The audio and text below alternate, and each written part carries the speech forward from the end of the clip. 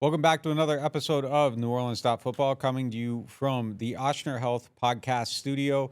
If you got any health needs, make sure you go and check them out. They have pretty much specialists in every single field. And shout out to them for supporting us, seeing our vision, and investing in our product. That allows us to keep bringing you guys a better product. We are coming to you from our studio on Veterans Memorial Boulevard, right next door to my guy, Matt Bowers. If you need a new car, make sure you go check him out. He has locations all over the region, so go to them. You will get the best customer care, the best service, the best car buying experience that you can have. And of course, we are presented by PJ's Coffee, so make sure you start every single day with them. On today's show, we're going to continue our top 21 countdown, get into the next chapter of that. If you want to see the whole list, sign up to the website. It's already posted up there. You can see the whole entire list. We'll give you some more analysis on these shows, so make sure you're still tuning in. But we're going to get to all of that and more right after this quick word from our fantastic sponsors. Ochsner Health inspires healthier lives and stronger communities through a combination of standard-setting expertise, quality, and connection not found anywhere else in the region. To learn more about how Ochsner empowers people to get well and stay well, visit ochsner.org. Long live you. The NewOrleans.Football show is proudly presented by PJ's Coffee. PJ's Coffee has some of the best drinks that you can find. They have locations all over the city. They have pastries and everything else you need to get your day started. So go check them out. Time for a new watch? Go check out Friend & Company Fine Jewelers' wide array of Breitling watches at their showroom on Maple Street. They have every type of watch that you want, and they can get you right for any type of occasion. And while you're there, check out their engagement salon. They'll make sure you find the perfect ring for that special someone. Their experienced staff offer 5-star customer care to help you find the perfect watch, ring, or whatever else you're looking to buy. Visit them today. Friend & Company Fine Jewelers, 7713 Maple Street between Adams and Burdett, 504-866-5433, or visit them at friendandcompany.com. Looking for the best insurance coverage at the lowest price? Look no further than Chabert Insurance, the Earhart Agency. They are a local independent insurance agency right here in New Orleans, specializing in home, flood, and auto insurance. Their agents are born and raised in the area and understand our community's unique needs and the homeowners insurance crisis our residents are currently in.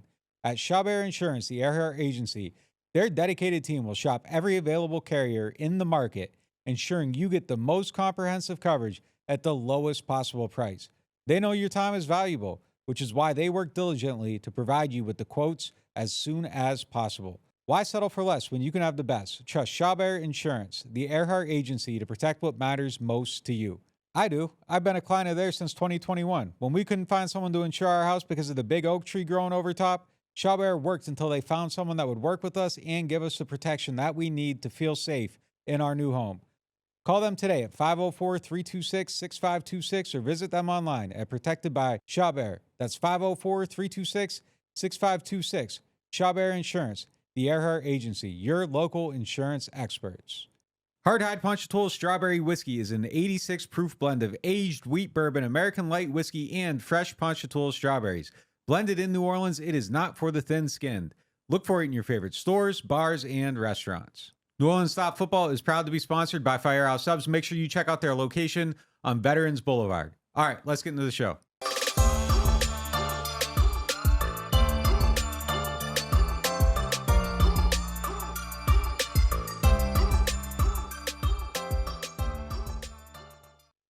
I'm Nick Underhill here with Mike Triplett and Brandon Thomas, and it is now time for the lead presented by Friend & Company Fine Jewelers. Friend & Company Fine Jewelers is the official jewelers of the New Orleans Saints, and they should be the official home of your next timepiece. Make sure you go down there to their location on Maple Street, check out their wide array of Breitling watches, get yourself one, and they will get you right for any occasion. And while you're there, check out their engagement salon if you need to get a ring for that special someone to help you get your love story started right. Make sure you check out Ken and his team down there. They will take great care of you.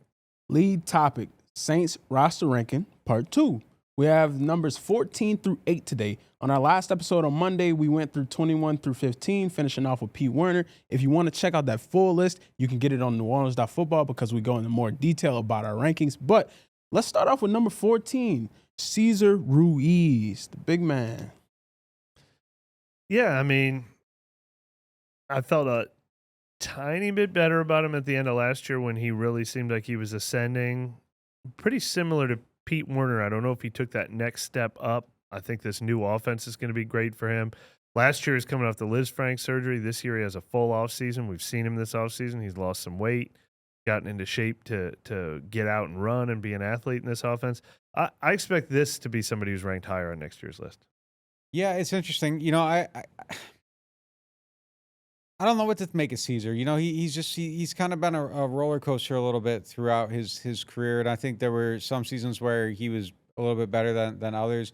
I don't know what year it was where everybody was like super high on him. Yeah, I it was think 2 years ago. Yeah, the like 12 months ago, people were high on the way he had finished the 2 years. So 21 or 22? 22. 22 was the year it 22. started to really come together for him. So I think 22 was better than 23. I think 20. But then he broke his foot at the end of it. Yeah, I think 22 got talked about maybe in a way that was a little bit, maybe even inflated him and created false expectations.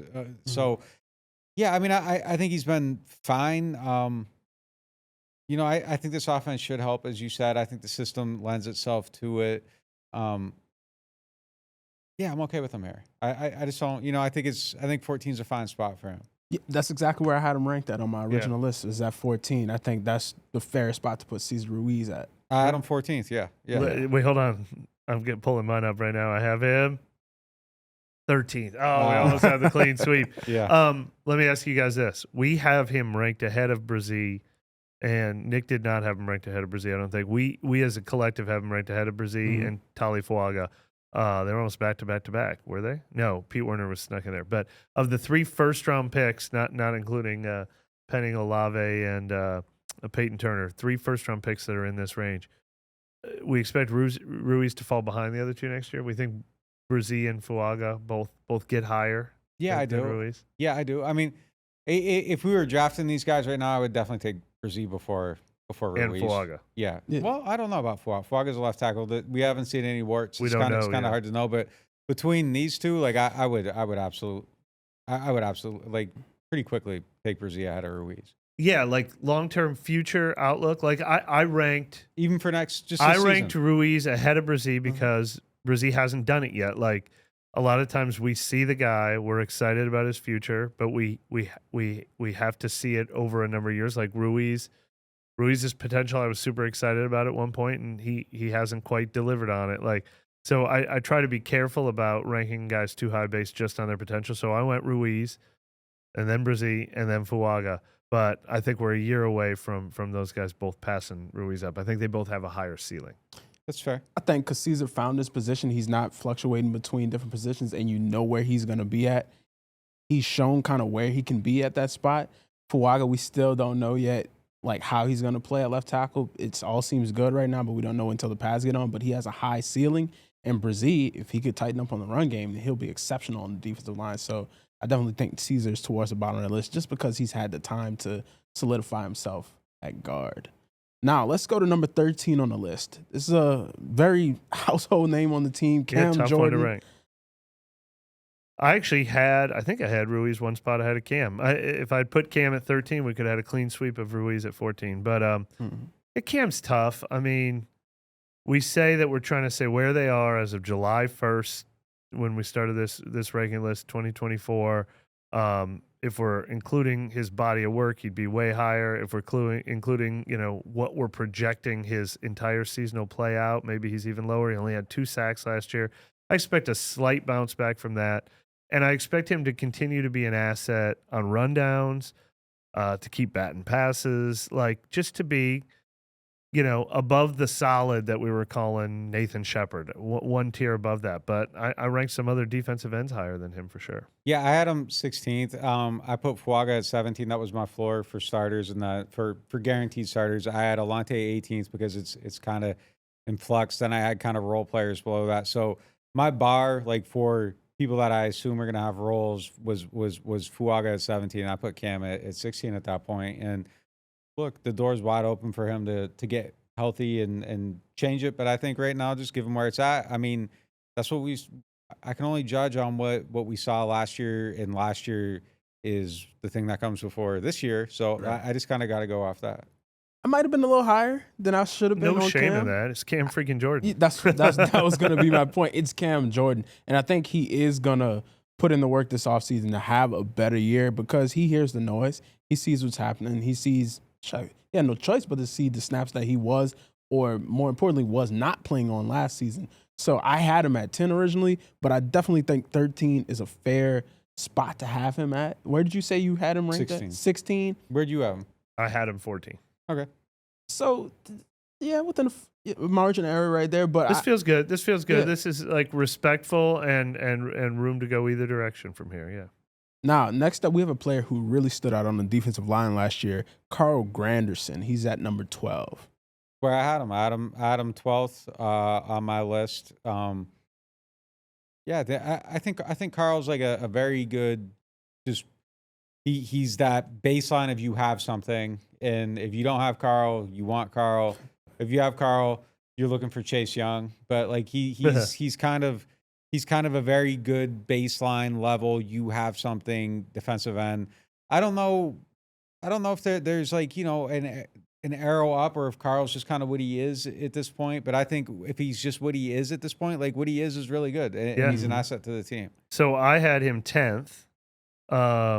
I think ideally he's your number 2 defensive end. Like you said, you want a Chase Young on the other side. You want a younger Cam Jordan on the other side. You want what Marcus Davenport was supposed to be on the other side. I don't think Carl Granderson ever is like a number 1, like Pro Bowl type of defensive end. But I also think he was the second best player on the defense last year. Third best, I guess. I was going to say Adebo and then him. DeMario was really good too, I think. But I think Carl Granderson, I mean, where would this team have been without him last year? A career high, 8.5 sacks. And then he had 5 over the last 8 games of the season before that. So over the last year and a half, he has 13.5 sacks. They gave him that contract extension at the time early last season, around $13 million a year. That felt like a bargain. He was on fire. I think he plateaued a little toward the late half of the season, and didn't continue building on the great finish to 2022 and the great start to 2023. But you can't argue with his production last year. If we were doing just a how important were they to the 2022 season ranking, he's easily in the top 10. Easily in the top 10, maybe top 5.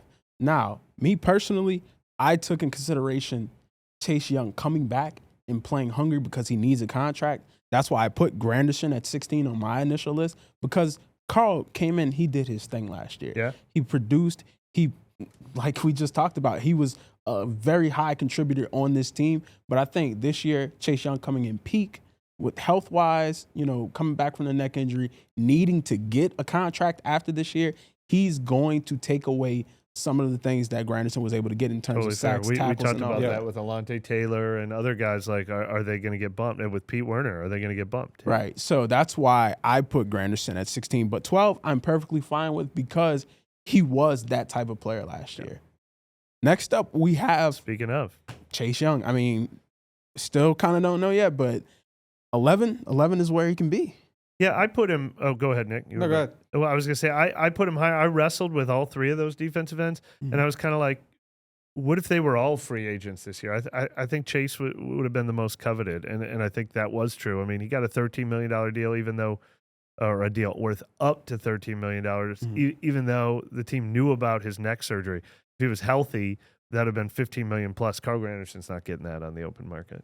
No, I mean Chase should be the best defensive end on this team, and that's really it. I mean, if he's not, it's probably not a great season. Like he should be the best defensive end on this team. Like I don't think it's complicated arithmetic. Like he's the most talented guy here. Like at this point in his career, Cam's older. Chase, if he's healthy, he should run away with it. He's had that same roller coaster career that we were just talking about with Cesar Ruiz, though, where he flashed it. He was the defensive rookie of the year. He's the number 2 overall pick, and everyone thought this guy's going to be Myles Garrett, and he has not been. He's every year since then has been either an injury or an inconsistent performance, sort of disappointment. 7.5 sacks last year, a sack and a forced intentional grounding penalty in the Super Bowl. But it came with, he's also under a microscope. Criticism, should he be playing better? Should he be producing more on a snap-to-snap basis? But it's all starting from a place that is just a higher place than, Brazil, Cesar Ruiz, or Tali Fuaga for that matter. You both had him at 11, so Yeah. that's where he's going to sit for right now. Up next is the money segment presented by Jefferson Financial Federal Credit Union. As you just saw, we selected 3 straight defensive linemen, so let's kind of get into that on a deeper level. Which one of these 3 leads the teams in sacks next year? It should be Chase Young. It should be Chase Young for Should sure. be. Yeah. Will it be?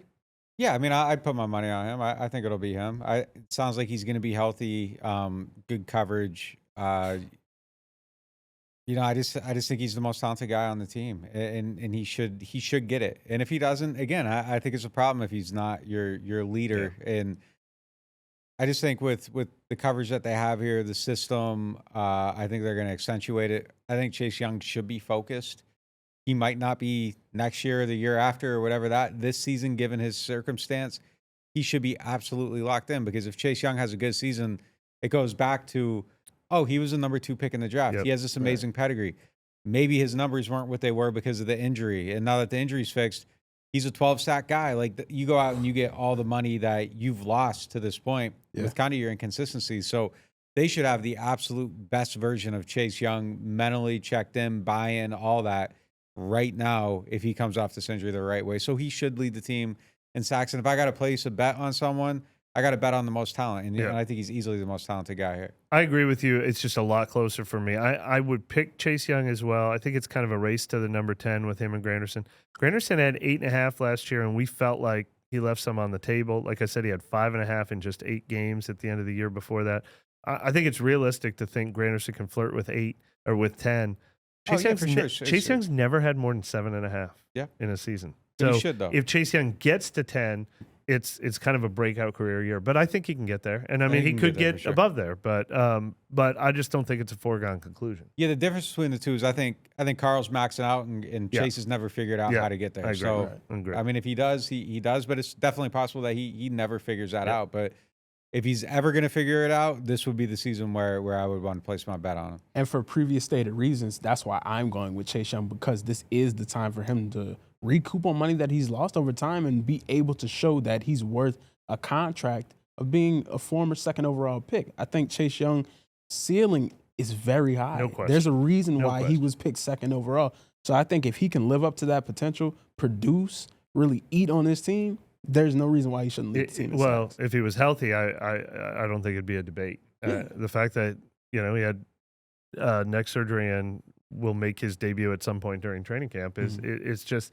hard to say he picks up right where he left off. To be fair, though, to your point, though, too, it's also, I think, incredibly reasonable to be skeptical. He's never done what we're talking about him being able to do. So history shows us he's not. He's not. Yeah, but maybe he will. Yeah, let's continue on this. Who you think has the most snaps played? Now I'm taking Granderson for the reason I just said. It should be Chase Young. Chase Young should be the alpha. Chase Young should be the guy they never want off the field. But I just think since he's coming off the neck surgery and they're going to want to keep him fresh and they're going to want him being the guy getting after the quarterback, Carl Granderson had 100 more snaps than Cam Jordan last year. He played almost 80% of their defensive snaps. Until I see that Chase Young is healthy and playing on an every down basis, I'm going to bet on Granderson playing the most snaps of the group. Yeah, maybe so. Close again, I'll go. I think it'll be Chase. I think Chase is probably their best run defender, so I'll put him at the top. But I mean, I think these two guys will be close. I don't think they want Carl Granderson playing 900 snaps again, though, either. So exactly. If it really depends on, like, I don't know what the picture is going to look like with Foskey and Turner and all those guys too. Right. I'm really kind of interested on what happens to Cam snaps. Like, that's the one that I think could really be different. And that was going to be my point. We've already seen Cam Jordan get his snaps reduced. So I think I'll have to go with Granderson on this just because of his ability to be able to stay on the field. And Chase Young, we'll see how he comes back from injury, but he's going to be a major contributor if he's healthy. But I think Granderson has the most snaps. And finally, last but not least, going back to the money thing with Chase Young, his next contract in 2025 will surpass the value of both Cam Jordan and Granderson. Do you think it'll happen?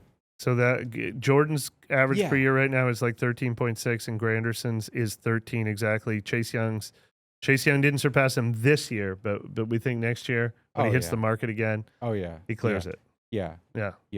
What does he have to do? Does he just have to prove he's healthy? What if he has another 7-sack season, a little inconsistent, but he's healthy? He gets more money because he's absolutely. 25. Absolutely, yeah. And someone will buy into the possibility of the upside. Like, Carl Granderson's maxed out. Cam's not gonna. He's not gonna make more money than he's making now. Chase Young, like if Chase was healthy now with the inconsistencies and 7 sacks, like he would have blown that number away if he didn't have the neck. Yeah, I thing, mean, the think. question is basically, does Chase Young get a bigger contract next year than he had this year? And Yeah. I think we all think he will. Yeah, But I think I'm saying like if he was healthy now, he would have blown Yep. that number away now if people weren't worried about his neck thing. But yeah, I think he should. Well, that'll take us to our next segment presented by Hard High Ponchatoula Strawberry Whiskey. Let's get back to the list. Let's go with number 10 in the dynamic guy who was the Pro Bowler last year, Rashid Shaheed. It's a good spot for him. Did anyone have him higher than 10th? I don't think so. Let me see what I had him at 10th. Yeah. I had him at 11. All right. So, yeah, I think the top 9 was all ahead of him for here. But, this is a totally fair spot for him. I might have had him behind a couple of the defensive ends, but just because we haven't seen him be the every down player yet, but man, does he make an impact in smaller doses. Do you guys think there's more? I think he is going to get by far the most offensive snaps this year. Now, we've talked about if they do play more 12 personnel, you said they might not necessarily do that, but just regardless, whenever they only have 2 receivers on the field, is he the guy who's going to be on the field a lot as the second receiver? Does he, not just come off the field automatically like obviously when it was Olave and Mike Thomas healthy? I think we're going to see him a lot of times in just playing 2 receiver sets, absolutely in every 3 receiver set. But do you think there's more, like production-wise, skill-wise, for sure, route tree-wise? Like, for sure. I think do you think he can be up. a 1,000-yard receiver? Like that's a big number. He was like basically at 800 last year, so more would kind of be you're pushing up on. I would easily say 950 probably, but I don't know about 1,000. 1,000's a big round number. Yeah, I mean, he did it on how many catches last year? God, he should get more, and he should get more opportunities to run after the catch in addition to the deep balls. 46 for 719 last year. Do we just think that should be 56 for 900? I mean, yeah, absolutely. I feel like 46 for 719 and 5 touchdowns, and I feel like if anything, he was underutilized. Yeah, I think so. I don't know. I don't know either. Yeah. No, I did, but I don't have a lot of conviction on it, but I think he should be able to do more. I think they should absolutely have him run the ball more. His rookie year when he was a revelation, and was it his second career touch? Was it like a touchdown run? And they ended up with only 4 runs all year. Yeah. And so last year, like, all right, well, they got to incorporate that more, and he only had 7 all year. I think that was a little failure of creative imagination. One of the things we harped on Pete Carmichael about. I think he should be running the ball more than that too. Yeah, with Kubiak in there, I think his role expands in the offense. And obviously, All-Pro, Pro Bowl return specialist. Yeah. He's one of the best in the league at that, and that factors into this ranking. Yeah, especially with the new rules, I think he has an opportunity to probably pop off more because now you're not just focused on him, you're focused on the other guy that they'll have back there returning kicks. Now, let's move to number 9. Going on the defense, cornerback Paulson Adebo. I was the highest of anyone on him. I had him 7. Obviously last year, it was one special year that made us have conviction on him. I do need to see it for a second year before I cement him in this position, but I think he was their defensive MVP last year. We talked about him having 4 interceptions. He had a total of 18 pass defenses, which was 3rd in the NFL. I mean, it's hard to rank 3rd in the NFL at something, especially with the top corners all around the league. And he did it for most of the season with Marshawn hurt for 10 games. Yeah. He did it covering number 1 receivers, and he didn't lose his stride when he had to cover number 1 receivers other than that Rams game where they all got torched. I was just really impressed by him last year. Yeah, I think I'm maybe the most fascinated with his upcoming season out of anybody because he could be great and it could have been a flash in the pan. Like I don't think it was though. I don't believe it was a flash in the pan. I think he could probably solidify himself as like a legit, like really good top tier number 2 cornerback, and I think he will this year. And if he does it again, I think you kind of have to pay him. Like your hands forced. That was going to be my question. Do you pay him? Yeah, if he plays well, I think you do. I mean, I think they kind of want to see it though too, and I think it's fair. Like it was kind of inconsistent. Right. But the thing about I think the reason why I buy into it, and I think the reason Mike buys into it, is because there were just a lot of times where it felt like he was on the cusp of that, and then something just kind of prevented it from happening, and then all those preventatives disappeared, and he was able to kind of hit it last year. But it felt like in the making a little bit. And I kind of get a little bit of that from Taylor, but not as much. Like it was a stronger feeling with Adebo. Like there was legitimate domination in practices for a whole year before he kind of took it out onto the field on Sundays. And then it was like, all right, this is click for him. And then I think also when they drafted him, the pedigree, it was kind of Brazil like. The pedigree exceeded the draft pick spot. He sat out the year because of the COVID situation, whatever. And it just felt like they kind of stole a player a little bit.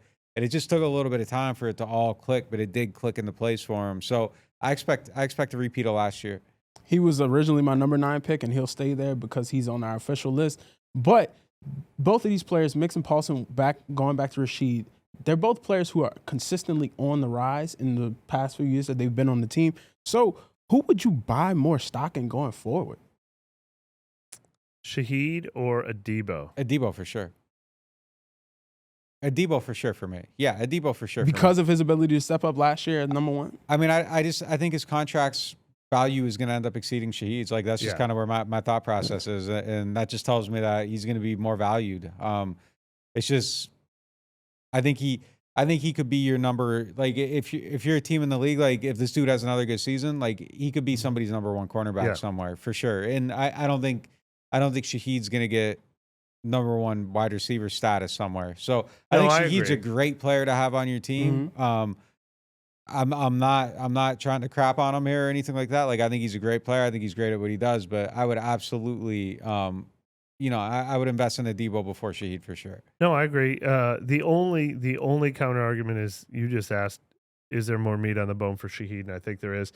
I think Adebo could continue to play at the level he played at last year. I don't know if I see him exceeding that and still getting better and better, just showing that over and over again. But that better is better than Shaheed's level. Like I think Shaheed, if we're talking about number 2s, I think Paulson Adebo is the best number 2 corner in the league and could be someone's number 1. I don't think Shaheed could be anyone's best number 2 receiver in the league. He's like maybe a number 2, but he would be like a best number 3 receiver in the league, I think. I agree with everything you just said. Yeah, 100%. So do I. But on that same vein, in next year's list, if they're both still in New Orleans, who do you think ranks higher? Adebo. On next year's list? Yeah. If they're both still in New Orleans, it's Adebo because he got that contract. Do they have to choose between Adebo and Lattimore next year, you think? Maybe a little bit.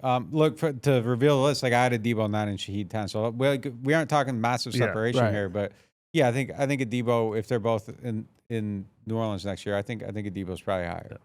Because that means Adebo had a good season. Right. And they re-signed him. So I think Adebo's I think I'm putting them higher on my list. I was a little bit shocked that Mike had Adebo ahead of Taysom Hill. Like that was probably my biggest shocker on these lists. This is by far, spoiler alert coming up later, but this is by far Taysom's, funny enough, that by far the highest he's ever crept up on these lists, even though he had a slight downtick. I mean, this is just about Paulson Adebo was my defensive MVP last year, played practically every single snap on the field, and Taysom Hill is by far the highest ranked quote-unquote part-time player that we have on the list. I mean, I don't think any listener of the show, like if you asked them to do this and predict our list, they would have predicted that you had Taysom higher than me on this probably by a lot, and I had Taysom higher than you. I couldn't believe it. I couldn't believe it. Well, you'll have to stick around. We'll talk about him more. Yeah, well, I'm about to say, you already know where Taysom Hill is going to rank at based off of this conversation. But when we come back, we'll get into the rest of the list, and we'll hit the Martin's question today. Keep it locked to NewOrleans.Football.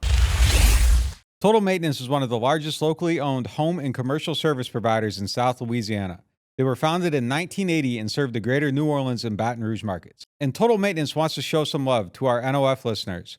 They have a membership program that gets you 2 tune-up visits for AC and heating, as well as club membership discounts of 15% on all repairs, half off of all diagnostic charges, and 3-year warranties on most repairs for membership clients. This is usually priced at the low price of $24.95 a month per system, but if you tell Total Maintenance that you found them through NOF, they'll lower the price to $20.95 per month per system for as long as you keep the membership active. It will never increase. Total Maintenance has a tune-up special running this summer for $79, down from the normal price of $179. This is a one-time offer for one system only. They also offer a free diagnostic on second opinions on units deemed to be unrepairable, and they offer free estimates for replacements as well as commercial maintenance programs. Services include AC and heating service and replacement, electrical service, plumbing service, as well as generator service and installation. They are Total Maintenance. Find them at tm-ac.com or give them a call at 504-841-3300 or if you're in the Baton Rouge area, 225-480-1000. There's nothing quite like the feeling of stepping into your dream home. At Jefferson Financial Federal Credit Union, we can help make that dream a reality with a team dedicated to you. When you partner with Jefferson Financial, you do so for the life of the loan. Having a single point of contact when questions arise is invaluable. Our experts are here to guide you every step of the way. There's no better time to invest in your future. Apply online at jeffersonfinancial.org. Federally insured by NCUA. Equal housing lender. Shrimp Remoulade combos are back at New Orleans Hamburger and Seafood Company. Zesty shrimp remoulade served with fried shrimp, catfish, or soft-shell crab starting at $10.99. Or try one of our spring specials, catfish lafitte or lemon caper fish with crab meat. Now at New Orleans Hamburger and Seafood Company. Martin Wine and Spirits is home to a selection of hand-picked barrel select bourbon, whiskeys, and much, much more. They are family owned and operated since 1946 and specialize in wine, spirits, gourmet food, gift baskets, catering, and tasting events. They have many locations, so they're never too far away. You can check them out in Metairie, New Orleans, Mandeville, and Baton Rouge, or if it's more convenient, you can always shop online. Whether you're a wine novice or a seasoned collector, you'll enjoy the Martin Wine and Spirit experience. Welcome back to the Ochsner Health Podcast Studio. Let's get into our next segment presented by Shawberry Insurance, the Earhart Agency. As we alluded to in our last segment, number 8, Taysom Hill. Where do we think, man? Mike, you were surprisingly ranked him. Mike dropped him. Yeah. Mike dropped him. I didn't drop him. Who would have thought? No, Look, you brought him down. I dropped him. Yeah. I had had him at seventh. 4. 4. But you tanked this man. Poor man, Taysom. I gotta let him know. I gotta let him know. Well, but he's never made the top 10 before on an NOF list, on any list we've ever done before, and he got used a lot less last year. Going at the end of last season, it was like they finally did it. They gave him 96 carries, almost 100 carries, and he averaged 6 yards a carry with those carries, 7 touchdowns. And then last year, they only give him 81 carries, 400 rushing yards, 4 touchdowns. But we have him ranked as high as number 4 on this list. That's right. Just based on, we think this offense is gonna do talent. right by him finally. Based on talent, man. Do we Based on finally talent. think? Do we finally think that this? I mean, I bet he would not have ranked this high if we did this list before we saw OTAs and minicamp. Oh, nah.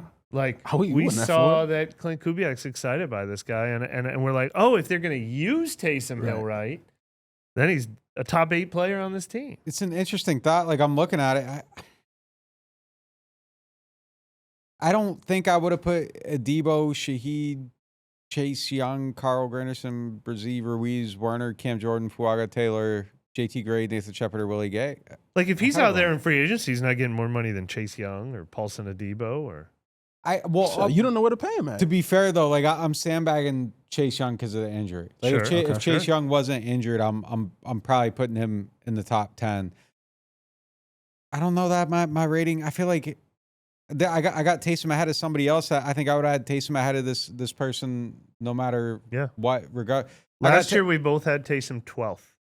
Yeah, I got Taysom ahead of Derek Carr. Like I think I would have had Taysom ahead of Derek Carr regardless. Like I don't think it would have changed too much. It's an interesting thought though. Like I don't know. I can't say that cleanly because we didn't actually go through that process. So maybe the offseason did elevate him a little bit, but I just feel like he's more talented than a lot of these people. And no question. Yeah. No question. I mean, he's always been hard to rank because he's such a role player. I mean, it's not quite like ranking JT Gray. It's probably like ranking Rashid Shaheed. Mm-hmm. Like I said, 400 rushing yards and 4 touchdowns last year. That's a little more than Jamal Williams, who wasn't on our list at all. But we know his potential is through the roof. Yeah, you're exactly right. I've always been like the king of the Taysom Hill fan club, and it was the biggest indictment, I think, on the previous coaching staff is not using him enough. And I'm very, very encouraged by what we've seen in the OTAs. And it's like finally someone gets it. Now he's about to turn 34 years old. So it's hard to say he's on the rise like an Adebo or a Shaheed who we just talked about. But I'm just glad you guys finally got on the bandwagon with me. So much that you're the one. What do you mean? You're tearing it down right now. Mean? You're trying to. You called him an old man. You compared him to Jamal Williams. Like Mike is. He's. We had the doc. He getting This off is the a ship. Taysom hater. He getting off the ship while we going on. He's a hey man, hater. I'm glad y'all finally got on the ship while you going back in the hotel. Well, like you said, I'm the known Taysom spokesman. I'm glad you guys. I'm glad to be third highest on him. Peep this glad to guy be out. third highest You on see him. him? hate. This is hate. Yeah. Glad to be third highest on Taysom Hill for a change. Boy. But you talk about Oh, yeah. oh. Yeah, you hear him? Yeah. All right. You talk about Get out of here, man. you talk about him being 34. He is going to be 34. But I mean, there's a system that seems like they want to use him to his maximum potential. So, do we think the 34-year-old version will be better?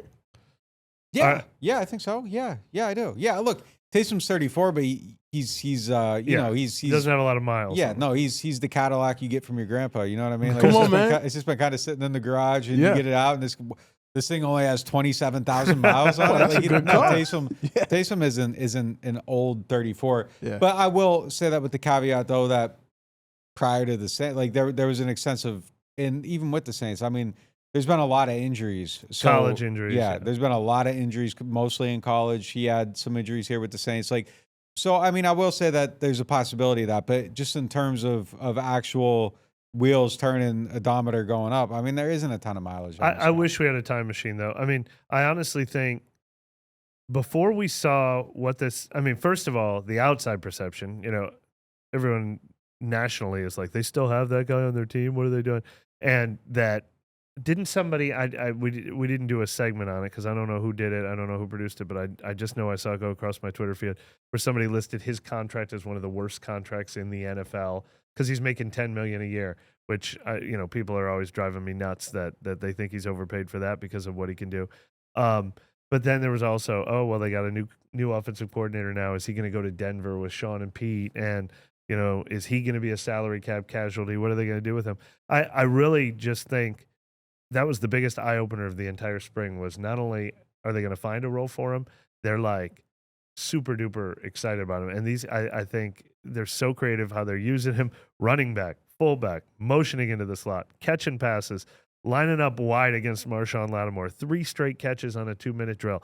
And it's like, all of a sudden the sky is the limit with what he could be. He could have his best year. He could have his best year, which is insane to think about. Yeah, well, your sky, the limit on your sky. It's the highest I've ever ranked him. It's lower than very ours. low. It's He's lower than never- ours. he's It's never- lower than ours. It's He's lower never than been. ours. He's never been ranked in the top 10 before. We No, all our had him in the sky, top our 10. sky goes higher. Yours is a little bit lower So, than I ours. mean- I mean, See what I mean? Fine with me. Hey, good. Let's all wear our Taysom jerseys. I couldn't believe it. I couldn't believe It it. was Like, wild. yeah, Me it ranking was him. wild. Okay, so I ranked him 9th, and he's never ranked in the top 10. You know, of any Yeah. of these lists we've done before. 4th over here. That's Yeah. right. 4th. That's right. Because I think he'll get used. I Yeah, think fair. with the potential, you know, when I was in school, they used to talk about potential energy. I think the potential energy that Taysom has and the way that they've used him during the practices that we were able to see, I can't see why he's not. I can't see why he's not. Now, what do you think the numbers are going to look like this year? Yeah. with him? All right, let's talk about it. So the most carries he ever got was 2 years ago, 96. Last year it fell to 81. They've got Alvin, they've got Jamal Williams, they've got Kendry Miller, although all 3 of those guys aren't necessarily escalating right now. Can he get to 100 carries? Career high. I just can't get over this guy That's over right. here could barely mix a cup of tea, and he's talking Who? about potential energy. Hey, You weren't man. studying in science class. I be the science Look guy. at Bill I Nye am over be here. the science guy. Yeah, right. But Nick, where do you? All right, 100 carries. Does Where he do you get think 100 his yards carries? gonna Does he be get at? a career high 100 carries this year? Taysom? Yeah. No, I don't think it's 100 carries. What do you have last year? 81 last year, 96 the year before. Okay, yeah, I'll give it to him. I'll give him 100. The most he's I'll ever give him had 100. this It, year. it feels like a lot, but I'll give him 100. All I'll right. give him 100. How many rushing touchdowns come with that? I don't know. We did the over-unders recently, and I know. can't remember what I had on it. He had 7 the year he had 96 carries. He had 4 last year 4 rushing touchdowns last year. Does it go on up? 81 carries. Does it go up on 4? Yeah, I'll say up All on right. it. Yeah. All Mhm. right. Receptions. Now that he did go up last year. He had 33 last year. He had 9 the year before I'm that. gonna say under on that. I'll Under say that. down on that. 25 catches. Yeah, I mean, I don't think they're gonna try to force the tight end thing as much. Yeah. So All right. And total touchdowns then because he had two receiving. So does he get to 7 touchdowns this year? I'll say no. Less touchdowns. He had 6 last year. Same. Same. What about you, B?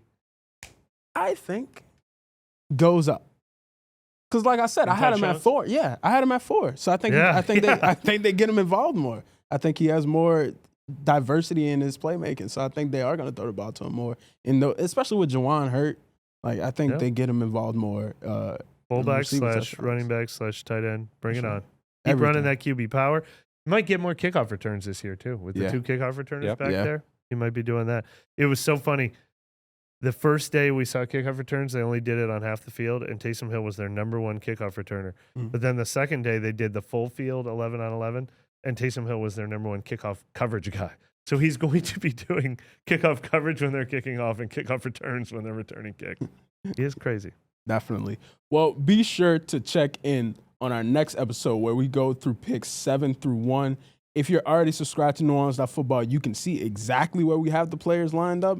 But if you're not, stick around because we'll go through that on our next episode. Now it's time for our Martin's question of the day. Martin's is home to a wide selection of handpicked barrels like bourbon, whiskeys, and more. Martin's, so much more than just wine. Today's question comes from Arto. They asked, if you guys could reset the conference and division setups, which teams would be in the same division and conference as the Saints and why? All right, I've put a lot of thought into this over the years. Back in the days before you went with like the before mileage smartphones. approach? Yeah, before smartphones, when I'd be flying and I'd be bored, I'd take out that like U.S. map and I'd like mark off if they did it just geographically where because there's some crazy ones out there that are just like old time locked in. The Cowboys playing against the Eagles and the Commanders on the East Coast and the Giants. So if you break them all and you do it just geographically, it would be Saints, Cowboys, Texans, and Titans. Which would be a nice little pocket. I hate losing middle Atlanta. Southwest. But that's the switch I made. I was like, all right, well, let's move the Titans out of there. Yeah. Got to keep the Falcons. I'll let the Panthers and the Buccaneers go, though. Yeah. So I got Saints, Falcons, Cowboys, Texans. That's not All bad. right. People love to hate the Cowboys around here. Oh, They no. belong. If the Cowboys It get should in be there, rivals. yeah. I mean, think the Cowboys fans might hate losing the Eagles, but I'm saying, you know what? history I've got back there, but I hear you. Saints, Falcons, Cowboys, Texans. That's what I came up with. You got to keep the Falcons in there. You have to keep the Falcons in there. You got to maintain the rivalry. Throw Carolina in there because they're trash. Let the Saints get two. Let the Saints get two wins. Easy ones. And then I don't know. Toss maybe.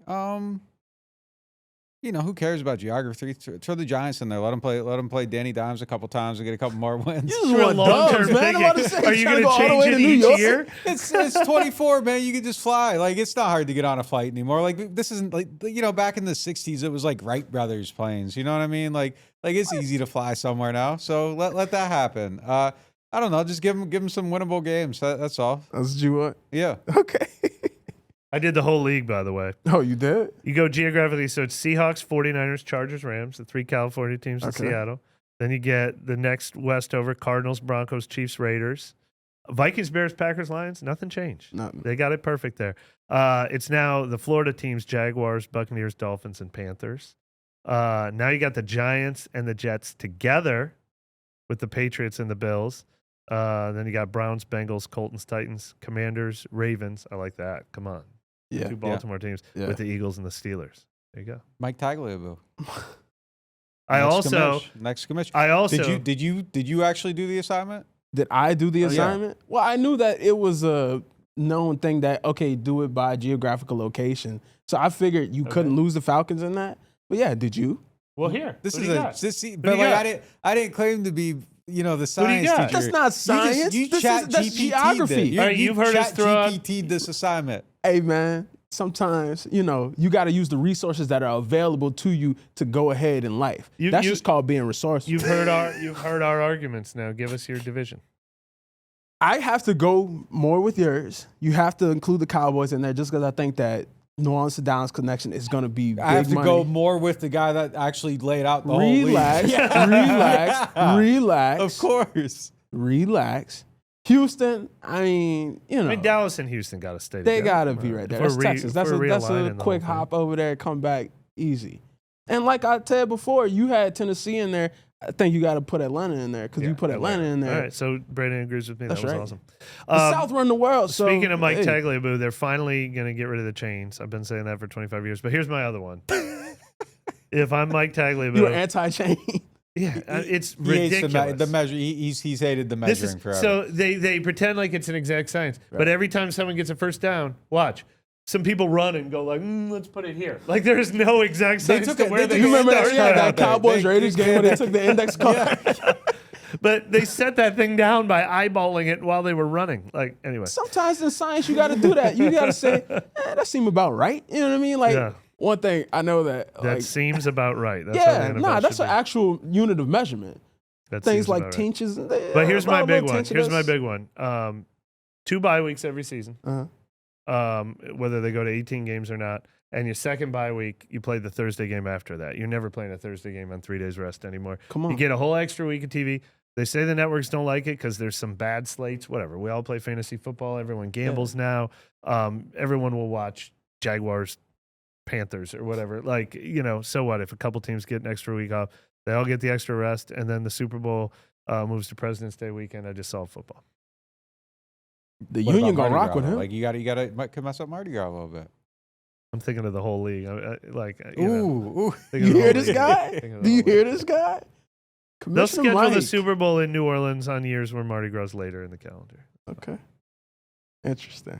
Well, if you want more science of how football works, NewOrleans.Football is the place to be. Make sure you're subscribed. And if you subscribe, you can see the rest of the list 7 through 1. Keep it locked to NewOrleans.Football. Catch you next time.